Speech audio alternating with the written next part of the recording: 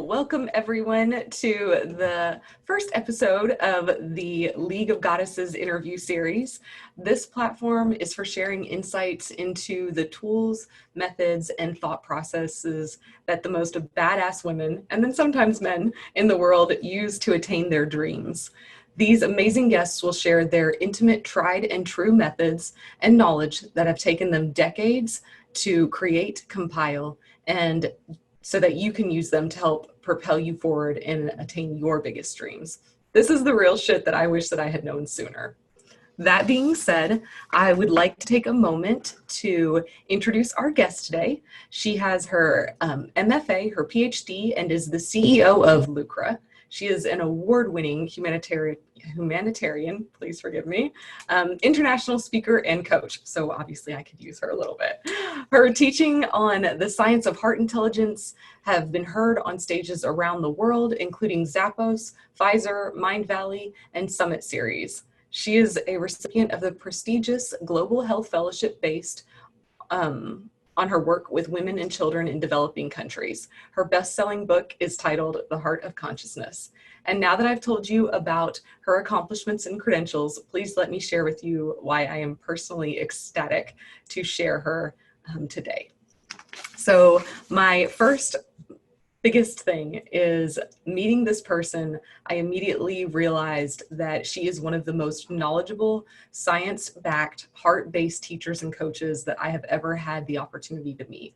She's a master at discerning the facts and reasons behind some of the toughest feelings that we as humans have to go through and feel at points in our lives to create and build successful, sustainable relationships, businesses, and lives.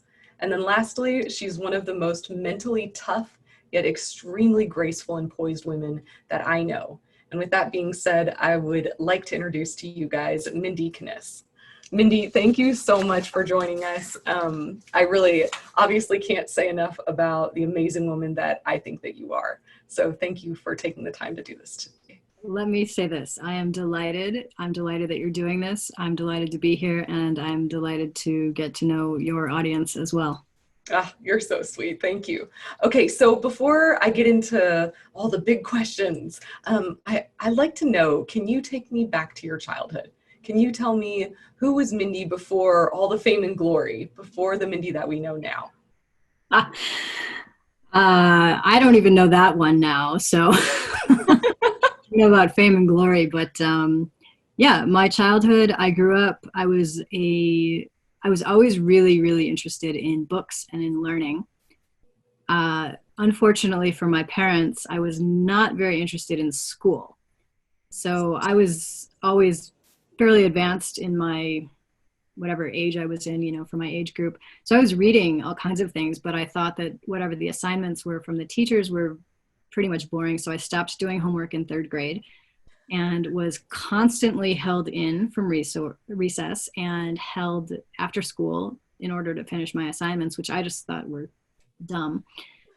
And that I would say is a pretty great summary of like who I still am, because it's let's use our brains, let's be intelligent, but also let's be a rebel. Mindy, I never would have guessed that as a kid from you. I would have been like, oh, she was a straight and narrow, always did what she was. Thank you. That is what everybody thinks, which is why I start with that story. No, I was like a terrible student. The only reason, let me tell you this, at my high school graduation, my mother says to me, is there anything in that, like when they give you the little, it's like, are you actually graduated? Like she literally, and she wasn't kidding. Did she think you bribed someone? She was actually asked, well, if you don't graduate, they'll give you the thing, but there's nothing in it. Oh, okay. At least at my school. I don't know why they did that. But so she literally wanted to know, and I did graduate, but truly the only reason was because I could ace the tests, but then have 0% on my homework. So it kind of averaged out to passing. You're like, look, Mom, I'm smart enough to get it done without spending the time doing the homework, and I'm reading. It's not like I'm out playing around. I'm educating myself. Exactly. So, wow. Yeah, it was an interesting childhood. Lots of parent-child issues because of that. My parents were like very bright people, but they were also the ones who did what they're supposed to do. So I was their firstborn. They didn't know what to do with me. So then the next question is, did you have siblings? I do. I do Yeah. have siblings. You didn't terrorize them that bad. Well, I set a not so great example so that when my siblings came into school after me, the teachers were like, oh, so you're a Kness. Great. Now, lucky for them, both my brother and sister were perfectly fine students, and it was all good. You're like, see, I broke you, and so now the rest is easy. Easy after me. That's probably true. Oh, Mindy, I love it. Thank you for sharing that. I got to learn more about you with that. Okay, so then the next question that I want to ask you, and I know that you're going to have a phenomenal story, is what do you feel the hardest thing is that you have had to overcome in your journey so far? And I mean, it can be personal, it can be business, it can be a mix. I would just love to hear what you feel the hardest one is so far. Yeah, I cannot give you one answer, but I will give you two, and I'll make them short stories. One I would say was more external, and one was internal. The external one happened first. That was in business, and I had started my business in 2007. I left my corporate job in 2008, and my plan was like, hey, I know I'm a badass, awesome coach. I'm going to go out like guns blazing. It's going to be amazing, right? Like I'll probably make $1 million this year. Well, that didn't happen. It didn't happen because I didn't know anything about the business side. I knew about the coaching side. I knew about the personal development. Knew a lot about spirituality. That's what I'd studied all the way in school. And was really quite scared and turned off by sales and marketing, which doesn't really work if you're trying to be in business and make sales. So long story short, within a couple years, I was evicted from my apartment that I was living in Portland, Oregon. So I moved into my office, was living out of my office. I had my office in my car. My home that I owned in Michigan, if you guys remember back in like 2008, 2009, that was a serious housing crisis, especially in Michigan. So my home in Michigan was foreclosed, and all of that eventually led to filing bankruptcy. So like everything that you could do wrong in the financial area, I did that. So that was really, really challenging. Mostly, I would say, because I had to come to terms with the fact that I myself couldn't figure it out.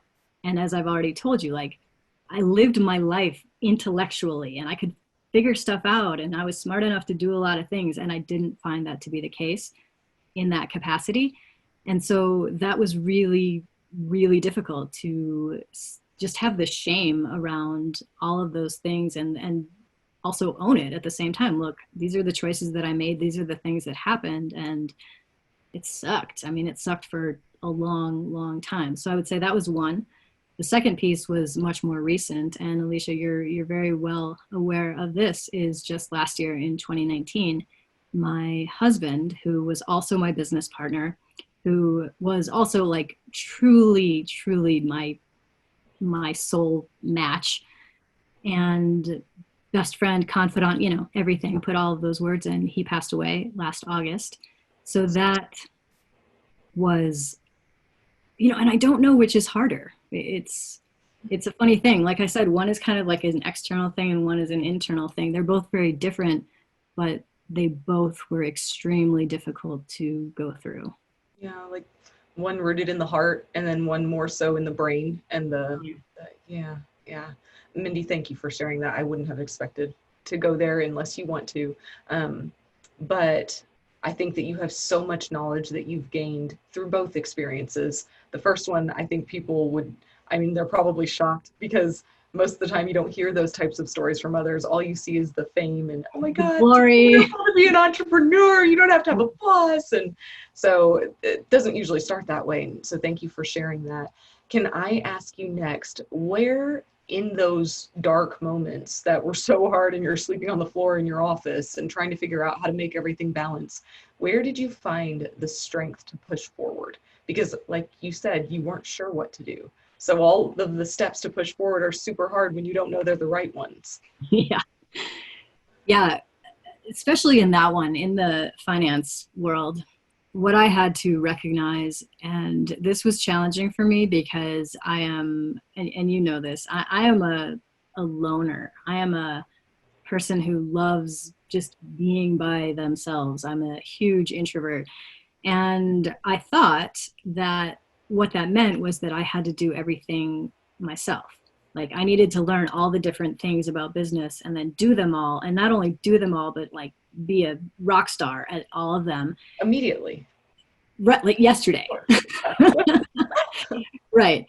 The beauty in going through that experience was having people like Sean, my husband, who said, look, I don't care if both of us need to go sleep under a bridge. You're going to figure this out because this is absolutely 100% your purpose and what you are supposed to be doing here. Like sometimes when we forget ourselves, our purpose, our passion, our talents, it's really, really helpful to have others in our lives that can remind us and be like, no, you're going to go figure this out. No, okay, you're afraid of doing sales. Well, go, let's learn sales together. Let's just do it. And if we both have to sleep under a bridge, then that's where we're going to go because you're going to figure this out.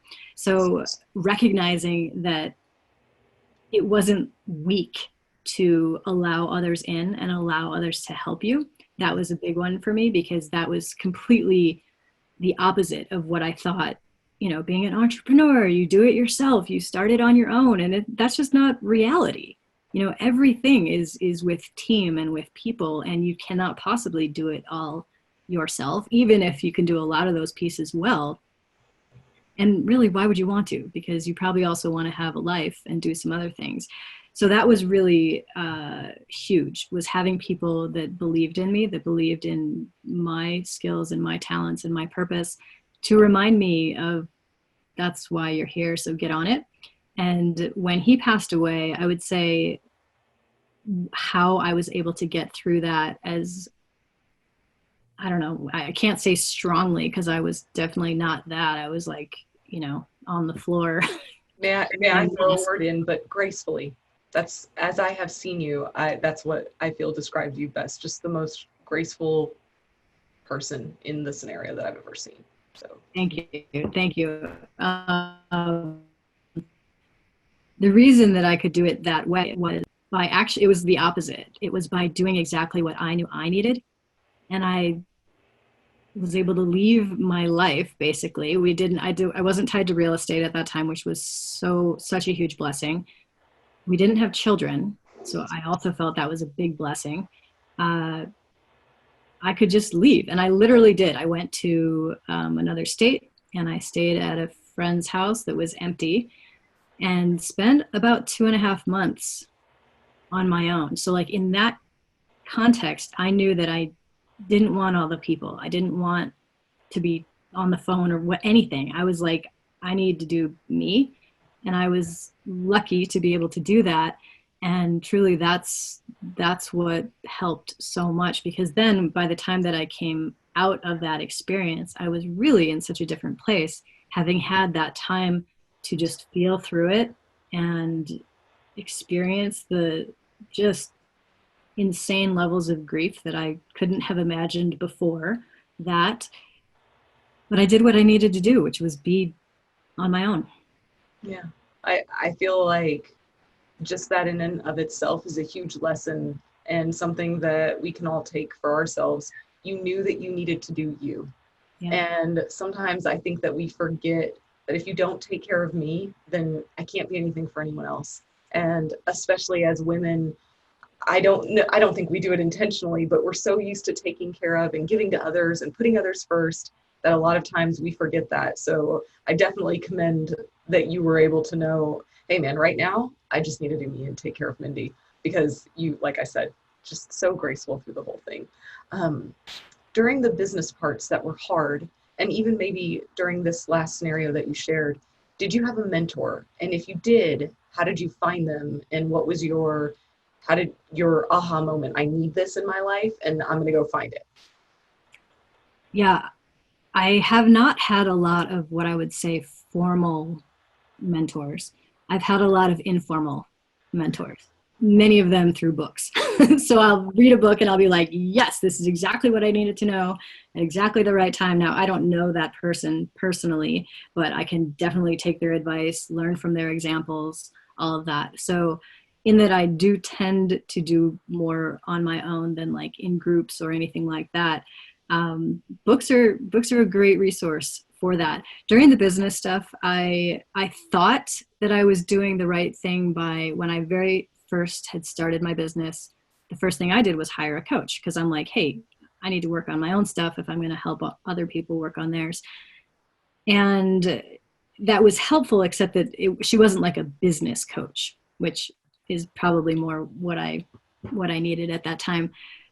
But that being said, as the years went by, I did end up having lots of different mentors in business and marketing. A lot of the people in the, Alicia, you probably know, in Genius Network were hugely helpful, just crucially helpful. And none of them had an official mentor role. A lot of them I wasn't paying for anything, but just getting to know them, looking at the examples that they are, following them online. That was definitely how it was. And with the grief scenario, the only thing, again, I mean, this is like how I do things. It's books. What I first thought, this was right after Sean had died, my first thought was, okay, I know that other people have gotten through similar things because I've read their books. There's one specifically that I had in mind. It's by a woman writer who's brilliant named Joan Didion. And she wrote a book when her husband died called The Year of Magical Thinking. And she talks about that year after his death, of just the craziness that is in your mind after you lose a partner like that. And I had studied her in grad school. So I like knew this book so well. And I thought, you know what? She's just one example. There are billions of people, women, men, whomever, that have lost a spouse, have lost a business partner, have lost their best friend, and they have continued on. And I reminded myself of that daily, hourly, whatever it took, as many times as it took, especially at the beginning when it was extra, extra hard. But again, like, I didn't have a mentor per se, but all of those people's voices and their experience were definitely in my head, whether because I knew them or because I've read their work. Nice. So this is really, really intriguing to me, especially because you use books mostly as your mentors, because that is, I think, very unique and rare. How do you go about picking those books? Because picking up a book, it's an investment, right? And so then you're like, okay, if this hasn't been recommended to me, is the knowledge that I find here going to be practical, useful, that kind of thing? And am I wasting my time? How do you go about that? Well, you test it yourself. I don't think you can. I mean, I've been recommended books that I start reading and I'm like, I hate this. So, like, I may have a completely different resonance with that book or with that writer. So you test it. You do get, I mean, the library is free. So like, you can always get that. And what I love about today's technology is you can even rent free audiobooks from the library. So like, it's not an investment, say, of cost, or it doesn't have to be. It could be an investment of time. But even, like I said, with audiobooks, you can be working out, you can do something else while you're listening to this. And I would test it, see if you like it, see if you resonate with what they're saying or how they're writing. My favorite poet, Walt Whitman, he has this great quote. He says, "Dismiss whatever insults your own soul." And I use that with everything, with people, with books, with opportunities, with clothing. I mean, anything. Like, it doesn't, not good for my soul. right. If it doesn't resonate with me, it's out. Nice, nice. Okay, so then I won't harp on the books, but it just piqued my curiosity. Do you chunk them if it doesn't resonate with you? You're just like, over it, or don't listen to it midway. Yeah. You do. Yeah. Why would I waste my time if it, and I want to be clear, especially because right now in our country, there's a lot of interesting things going on. Yeah. And what I'm not saying is to be like, oh, I don't agree with that, I'm not going to listen to it, because that's not helpful, I think. Yes. It is a distinction that's probably finer than that. It's about really like, do I find this beneficial to expand my mind? Do I find this to be heart opening? Or do I find this person just freaking angry and that's not helping the situation? Obviously it depends on what you're talking about. But, it's funny that you asked about books, because it's not only that I use them as mentors for me, but I literally often prescribe books to, this. I love it. I'm like, Alicia, have you read this yet? Have you read this? But oftentimes people will come to me, and whether it's an official coaching client or it's just a friend or whomever, and they'll start describing their situation. And because I've read so much, like I've been a reader my whole life. So I have this vast experience of books and authors, and I went to grad school for writing. So like deep study, and in college I worked in bookstores. So like I had just a big awareness of books. And a lot of times when people will say, oh, here's what I'm dealing with, I'll be like, have you read this specific book? And it'll answer, and sometimes it's fiction. It's just a story about maybe something that they're going through, something similar, and I think it might be helpful. Or sometimes it's nonfiction, and it's like, hey, this has some great advice or techniques that you could use. So I actually recommend them and prescribe them a lot for other people as well. I think it's phenomenal. Not as much as you. I did get called a bookworm a lot, but I have this execution thing that I like to do, and I let it surpass my books sometimes. And I don't think you're the same way. I think you're like, nope, this is the execution that needs to be done. So that being said, it's so cool to hear how you pick them and the way that you categorize them, and then also share them with others. One more question, and then I'll let this one go. We can talk about books all day. I'm like, I love your books. Okay, so then do you have an organization system for them? Do you keep a list of books you've read and your thoughts on your specific books? I love these questions. I use Goodreads. Goodreads.com is where you can like put in your book and say, this is the date that I finished reading it. And then it tracks them all for you. And what I like about it is you can set your own challenge. Like, oh, I want to read 20 books this year. Or for me, I usually put 52 books because that's how many weeks there are. So it tracks all of that for you. And I don't do a lot of reviews online. I used to. And then I'm a little too honest sometimes. And I'll tell you the story quickly. The author of a specific book that I was just not very impressed with, she wrote me after I posted a review on it. And she said, hi, she said, I absolutely know who you are. I've been following your work for years. And here's what happened. The very thing that I didn't like about the book, she seemed kind of like needy and like clingy, which I can't stand people like that. That's why I didn't like the book. But then she was doing that in the email to me about my review. I'm like, this is exactly what I'm saying. And so, she probably didn't see it at all, because sometimes you don't even realize that that's what oh my. Anyway, so after that, I was like, you know what? I absolutely will give I'll give a star rating. Like if it's the best book I've ever read, 5 stars, cool. And down from there. But in terms of my reviews, I don't usually, now this, I will underline in books or highlight in books or do bookmarks on the Audible or whatever, because I definitely do go back to those things. And books, to me, I do not lend out my books. A lot of people, if they come to my house, they see a whole wall and they're like, oh my gosh, can I borrow? No. I don't, because they're references to me. In any given time, I could be on a coaching call and some idea will pop in my head. I'll be like, hold on, let me go grab this book and let me read you this exact thing. So I will go get it, read it so no, I don't loan them out. Just okay. I totally feel you on that one. I did it once, and I have to tell you, I sent him a FedEx label to send it back to me. I was like, I will send you your own copy, and now can you send my highlighted one back? Oh, especially if I had notes in there. Yes. Oh my gosh. Yeah, I totally did it. I don't know what I was thinking. Like, why did I do that? I would say, like, now, if I really felt strongly about that, I would say, send me your address, and I'll just go on Amazon and I'll prime it to your house. Yes. Yes, that one. Yeah, I learned my lesson. I was like, oh, I can't. It's like you can't give those away. No, no. Nice.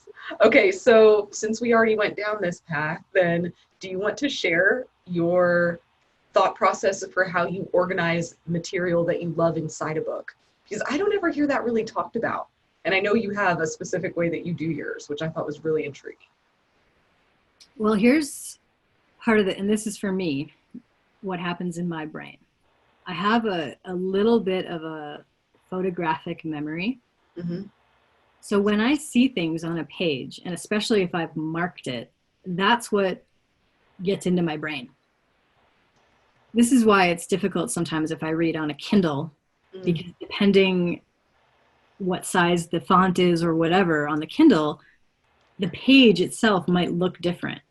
Whereas in a real book, it's always going to start with the first sentence and then you've marked the third sentence down or whatever. And to my visual brain, that's how I remember all of these things.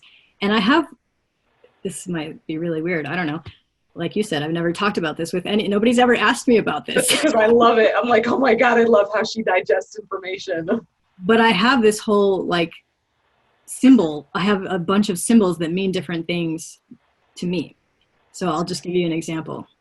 If something makes me laugh, let's say I read a line and I'm laughing or laughing out loud, I have a little, a smiley face. Not a smiley face, it's just the smile. Mm-hmm.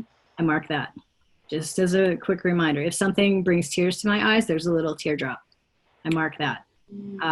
If I really, really extra want to remember it, it doesn't just get marked on the page, but the top notch gets turned down of the page. To mark where I'm at in the book, it's the bottom notch. I mean, it's really ridiculous, but it's phenomenal. I'm like, oh, this is how she does it. And so then when you go back to reference, does that help you? Because you're like, oh, I remember I did these things. So it's kind of like physical and, mental and then visual as well. It totally is. And it helps prioritize too, because I know I could either look through every page and look at what I've underlined or made a note on in that page, but it's way faster. And I know the more important stuff is going to have that top notched down. So I just look at those pages and that's how it prioritizes it. Oh, I love it. Mindy, thank you for sharing that. You just indulged me there and I appreciate I love that you asked that question because who thinks about that? I love it. Oh, you gave me a hint one time that you did it and I was like, oh, I'm going to definitely dig into that. I've always had this conversation before.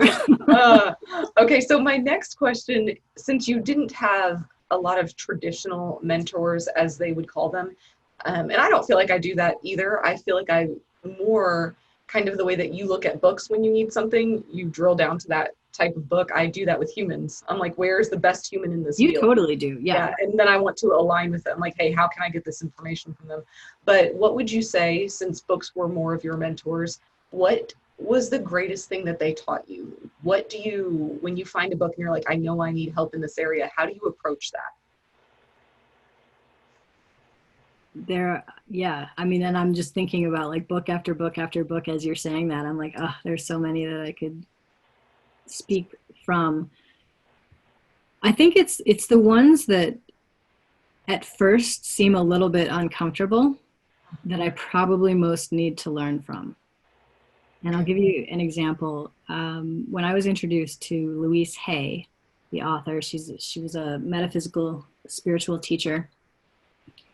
And her whole thing was the issues are in the tissues. So if you've got some physical challenge, it's likely that there was an emotional component to that.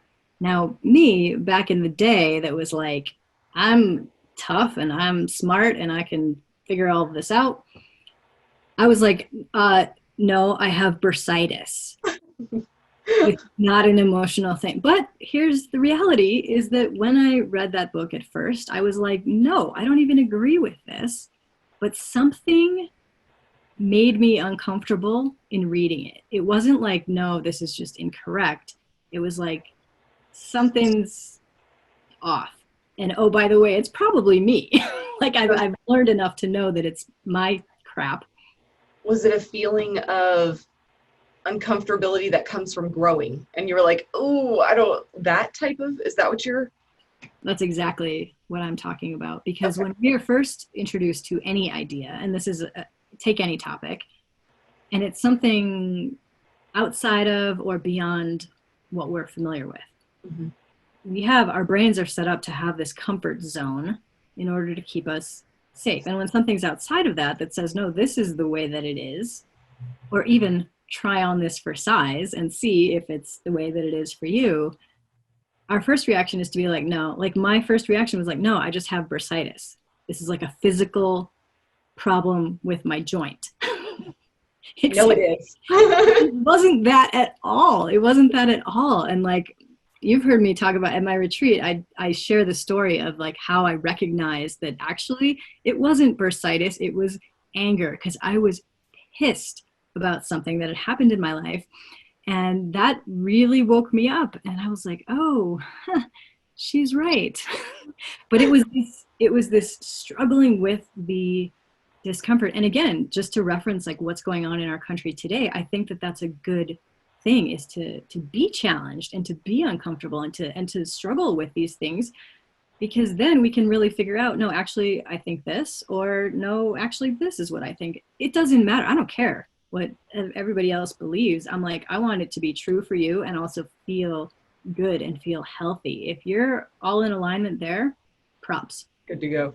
Okay, so then I have a question that you might be able to shed some light on if we compare the two. So there's uncomfortability lots of times in life, like you and I have just now discussed. Can you tell me the key points that you look for uncomfortability in growth versus uncomfortability from your quote earlier, where you're like, shake that off, that's not for me. So how do you decide, okay, this is a growth thing and I'm going to push through this and it's going to be a little bit uncomfortable, but it's going to be good on the other end, or I'm not feeling that and I'm going to let it go? Yeah. I would narrow it down to two options only, and this makes it very, very simple. Either, and I'm talking about me or anybody else, is coming from love, or they're coming from fear. If it's anything on the fear category, I'm going to throw it out. If it's on the love category, I'm going to wrestle with it. I'm going to struggle with it. I'm going to try to understand that. So when I first, and I'll just use Louise Hay as an example because we have been talking about her, I recognized that it was my fear that would have wanted to hold on to this, to me being right. No, this is just a physical issue. Well, because I was afraid, then what does that mean then if she is right? Let me look at my whole life differently and have to really do a lot of work and processing and forgiving and all kinds of stuff. That was a fear in me, to have held on to my previous belief system. Whereas love feels open. It's always this like, and that's at Heart Path, like I do this, are you holding on like this, choking, suffocating, or are you holding on like this? And if it feels more open to you, that's on the love side, and that I would recommend, struggle with that. Okay. So for you then, we'll just use that book as the example, you felt that, painful, this could be growing or this could be bad, but because you recognized that there was fear in you, you're like, hey, I'm going to let that fear go and I'm going to pursue this because this book is in love. Absolutely. That was okay. Absolutely. And you know what else, like a really easy way to describe this is in relationship. Okay. Relationships are challenging, but when you can say, okay, I'm just afraid to grow into this, is it open? Are you just holding back more love? Probably. Mm. And so that's not something to throw out. That's something to grow into. But like actual fear, like let's say it's an abusive relationship, something very obvious to the outside perspective that this is like, no, not a positive thing. It's not a good thing. There's so much fear there on both sides, usually, of that equation, the abuser and the abusee. Like nothing about that is good. So that to me would be in the fear category, and like, let it go, grow, shift toward love, and let's see what we can do with this. But yeah, it is a great question to ask because it both can be uncomfortable. Mm-hmm. And I think sometimes that's where we get confused. Like, is this a pain that I need to push through? Or is this pain telling me this isn't the right way to go? Yeah, it's, I think the heart is not that confusing though. If you can tap into your heart, it's the mind that gets confused. The mind is very, very complex and makes it way more difficult than we like it to be. But if you can tap into really what your heart knows to be true, I think that's a pretty good path. I as I grow older and hopefully more wise in my heart, I feel that that's accurate.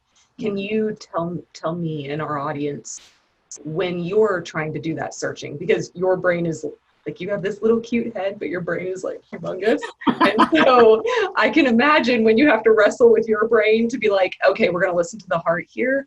How do you do that? What is your number one? Okay, we're going to calm this down, and we're going to go inside and really see what is my heart telling me about this. Yeah, for me, I mean, I'm an entrepreneur, right? So I'm a risk taker, crazy person.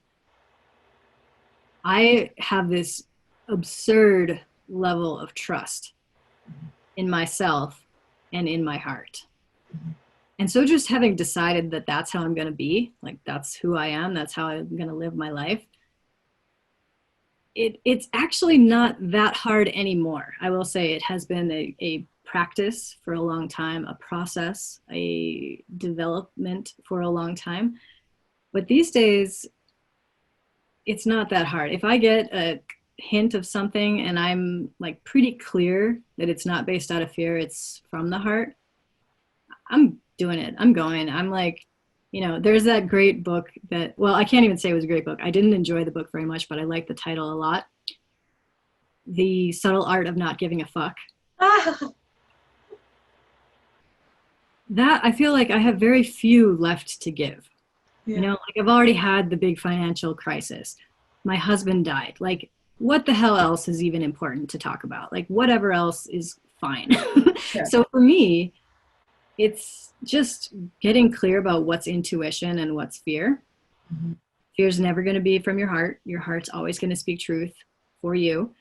And so recognizing that voice, taking the time to do meditation, to practice heart coherence, a variety of different things. And for me, quite honestly, a lot of that time is just being in silence. I really love solitude and silence, as I've mentioned on this already. Which I mean, I think it's phenomenal, and I love it too in smaller doses.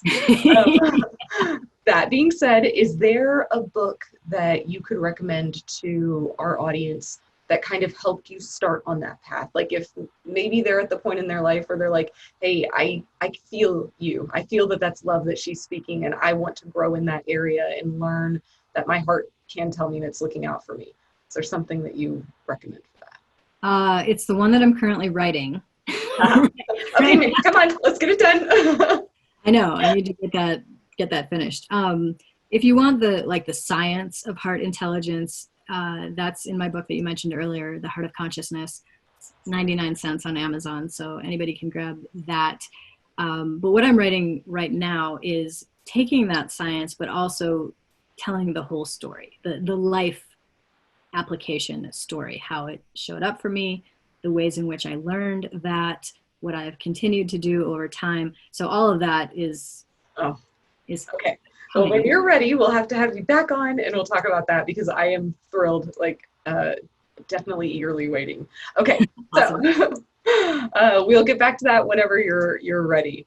That being said, let's move on, and I'd love to hear from you in those times that you had to grow and, you used your books as your mentors, you fully embraced what you were learning there.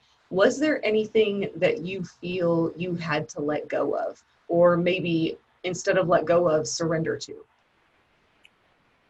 Every single day. Yes.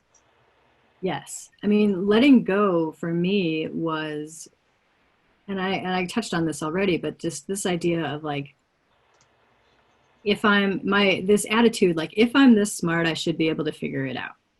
Well, that's dumb. Like that's not an idea that is serving me. So I had to let that go and say, oh, actually, it's a way better and way easier to have a whole team around this and, delegate all of this stuff. This is a way better way to do it. So really the things that I've had to let go are my own belief systems.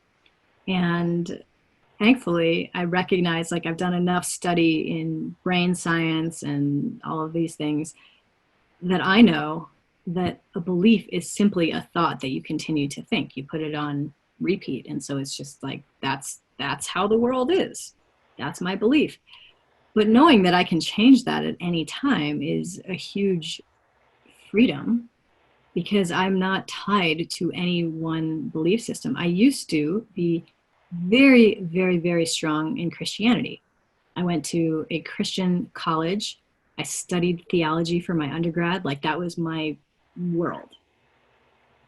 And then realized that a lot of that was not coming from love, and it was really based on a lot of fear. And then having to give that up, that belief system, but not just the belief system, also people in my life that were like, look, you know, you've left the flock and all these other, you know, things. And like, I'm fine with that now, but it wasn't fun to go through that. It wasn't fun to lose friends around situations like that. But you got to be true to who you are and to what's right for you. And I say that for me. I live that example for my clients. I enforce that with them. I'm like, I'm not going to tell you, you tell me. Yeah. You tell me. Yeah. And when you tell them that, you're telling them to look inside. Like, what is their heart telling you? And that's what you need to follow. Bingo. And if they can't hear that, well, then I can give them some help to get to hear that, or to ask them questions that can help draw that out of them. But yeah, I'm not down with it. And I see this all the time, and it is gross to me. But there's a lot of coaches out there that are like, oh, I've changed this many lives. I'm like, you haven't changed any except potentially your own. Mm-hmm. All those people that are your clients, they're doing that work, and do not take that power away from them, because that's serious work that they're doing. So like for me, when I do a coach training academy, when these people come and they want to become coaches, that's one of the first things that we talk about. You don't change anybody except you. Yeah. End of story, period. That's such a lovely thing to not only say, but to put into practice, because even if they think they changed someone, I mean, isn't that the oldest saying in the world? You can't change someone. The only time someone changes is if they want to.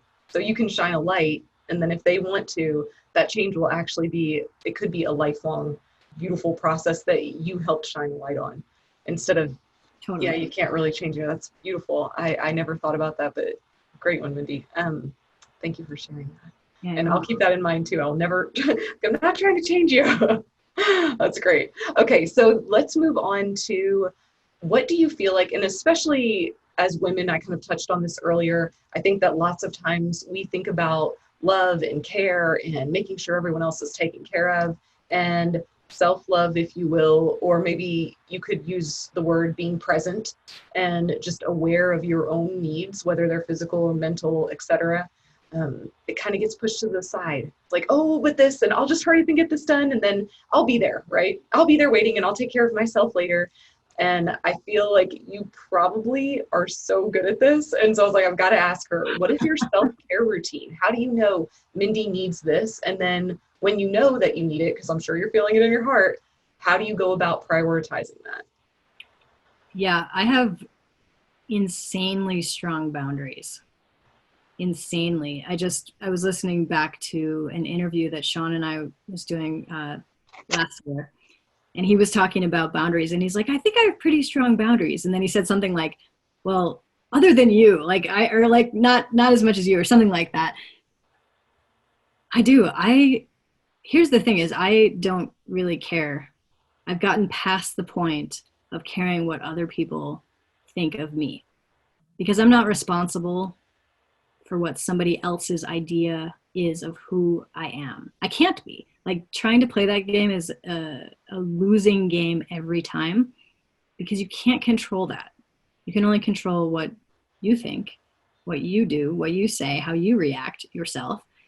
And so I feel like if I'm doing a pretty good job managing me, that's enough. And my friends know this about me. A lot of times people, oh, you want to hang out? And I'm like, no, not really.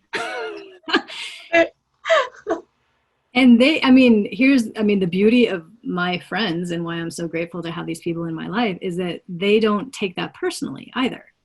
They're not like, oh, Mindy doesn't like me, and it becomes this big drama. No, they're like, no, Mindy just doesn't want to go hang out. Mindy wants to hang out with her. Right. So I would say having the people that understand you and what's important to you is crucial. You know, having the right people in those positions of close relationships, friendships, whatever they may be, that's really, really helpful, because you don't want someone else taking it personally when you're just like, I just need to do this for me. Yeah, boundaries are huge. The thing that you called it self-love, the term that I use a lot, and I think that I coined this term, I can't be sure, but I've never heard it anywhere else. Well, here you have it. Mindy's term is? My term for this is self-full. Because a lot of people, when they're thinking about self-care or boundaries, they're like, I don't want to be selfish. And I'm like, look, we need to change that whole conversation, because it is not selfish. So the word I use, self-full, is not full of oneself, like being arrogant or thinking you're better than anyone else. None of that. But it's full of like your best self, knowing what it is that you need and what your priorities are, and honoring those things, and not backing down because someone else out there who doesn't live in your body, who doesn't have your same family, who doesn't have your same situation, how are they going to know what's best for you? No, you are going to know that. And then recognizing if they've got an opinion on that, and especially if it's a negative opinion, you don't have to take it. You don't have to spend as much time with them. You don't have to talk to that person as much. They can have their opinions, that's fine, but you do not have to let that into your space. Yeah, I love that one, self-full, because I think that even for me, that's something that it's not that I want to be viewed as selfish, but if I love others, I always want to give more. And so I love them so much. And you have to remember that you have to love yourself as much as you love those other people in your life. Because if you don't, then you won't have anything to give. So that's a really nice way to say it, self-full. Thank you for sharing that. Yeah, you're welcome. I like it, and I'm definitely going to use it. And I'll always put like, what is that little trademark after it? Yeah. Like Mindie Kniss. Just walk around with little quotes for it. Okay, so that was pretty much it for my questions, and we'll wrap up this portion of the interview. But right before I do, I wanted to know if there was like one final thing that maybe I forgot to ask you that you feel that our listeners would just be greatly impacted by. Thank you. I would say the concept of get back up. You know, all of us have had stuff in our lives, and it's always interesting when people start to compare their stuff or try to compare their stuff. They'll be like, oh, well, but my husband didn't die. I'm like, yeah, I understand that, but you've also had trauma in your life. You've had negative experiences in your life, and whether they're supposedly big or small or whatever, like we've all gone through stuff. But the key is you got to get back up. You are here for a very specific purpose. And unless you figure out what that is and then go passionately toward it, I think you're wasting your time. And a lot of people waste time in things like just getting stuck in the past, or thinking about certain things, or having ways of being that are not serving them anymore. So it's like, okay, cool, go through something. That's life. Things are going to happen. Get back up and get moving. Wow. Yeah. That was beautiful. I'm so glad you had something.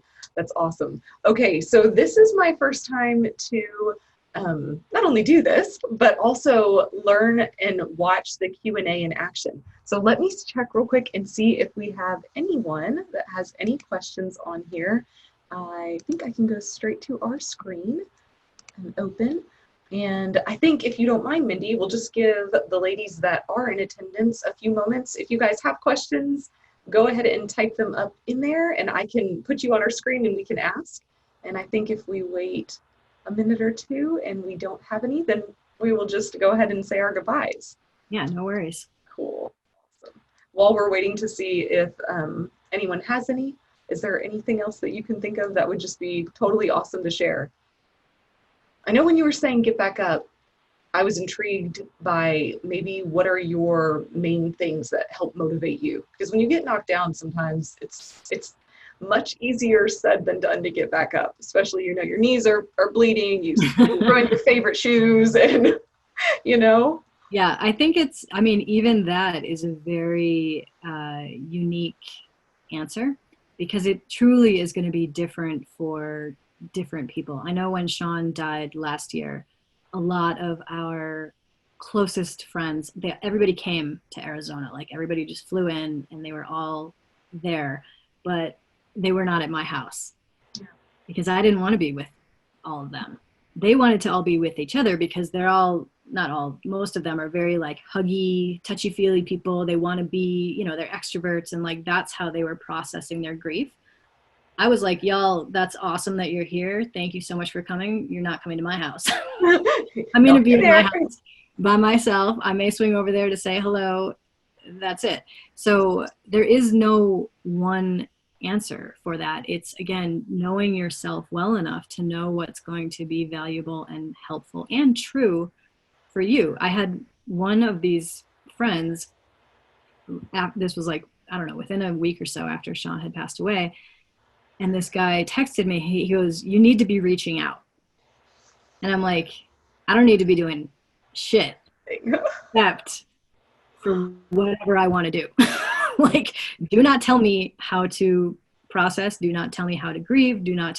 Now, granted, this was all in love. He was like wanting to reach out and basically saying like, I'm here for you if you need anything, but like, you need to reach out. I'm like, no, I really don't. And I'm totally good. And thank you for being a friend. And I know that I can reach out to you, you know, if I need to, but don't tell other people how to do anything, really. I mean, anything. That's those strong, awesome boundaries you have. Like even then you were able to protect and honor yourself and keep yourself self-full. So I would say especially then, because I needed them even more. I can imagine. Okay, so I do have a question here from Christy, and I am going to try to let you answer it live. So I'm going to click on this, and let's see if we can. I feel like I can let you see her. Not really sure how. Let's see. It says you can answer it live. Let me just go ahead and read it off then, because I was hoping I could bring her into the screen with us, all panelists.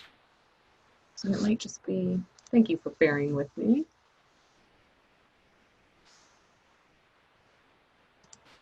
Okay, maybe not.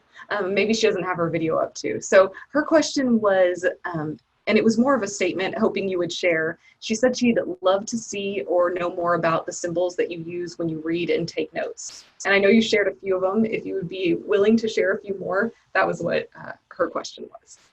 Yeah, I would say there's not too many more than the ones that I shared.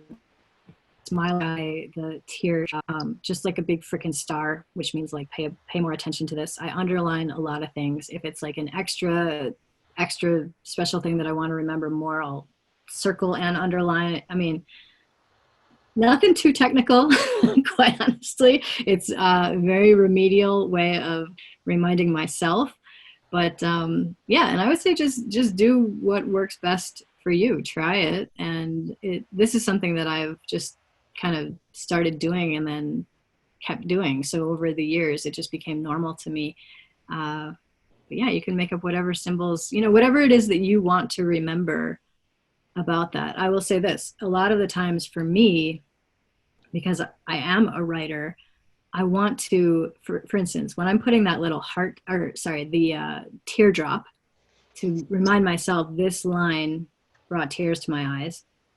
One of the reasons that I'm doing that is because a lot of times when I'm writing, telling a story, or trying to explain a concept, I want to think back, okay, what was it about the way that they said that was able to elicit that emotion in me? Because that's ultimately what I want to do with my readers as well. So a lot of times for me, it might not even be applicable to my own life, but it's like the way in which they're writing that is causing me to feel an emotion. And I want to be able to go back to that as an example of how that happens.